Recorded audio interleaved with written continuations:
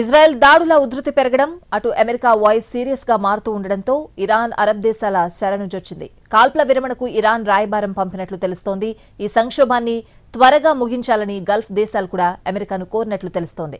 ఇజ్రాయెల్ను యుద్ధం ఆపేలా pressure తేవాలంటూ Saudi, Qatar, Oman దేశాలు అమెరికాను అభ్యర్థించినట్లు వార్తలొస్తున్నాయి. ఉద్రిక్తతలు పెరిగితే చమురు స్థావరాలు దెబ్బతినే ప్రమాదం ఉన్నట్లు ఆయా దేశాలు ఆందోళన వ్యక్తం చేశాయి.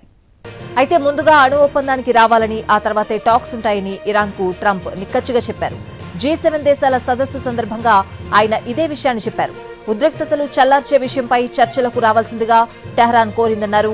ఇరాన్ ఈ యుద్ధం గెలవదని చెప్పానన్న ట్రంప్ పరిస్థితి చేజారిపోక ముందే చర్చలు జరిపాలని సూచించారు. ఇరాన్, ఇజ్రాయెల్ మధ్య కాల్పుల విరమణ జరిపించే అంశాన్ని ట్రంప్ పరిశీలిస్తున్నారని ఫ్రాన్స్ అధ్యక్షుడు మెక్రాన్ కూడా అన్నారు. సేమ్ టైం ఇరాన్లో ప్రభుత్వాన్ని కూలదోయాలన్న ఇజ్రాయెల్ ఆలోచన వ్యూహాత్మక తప్పిదంగా మిగులుతుందని అన్నారు.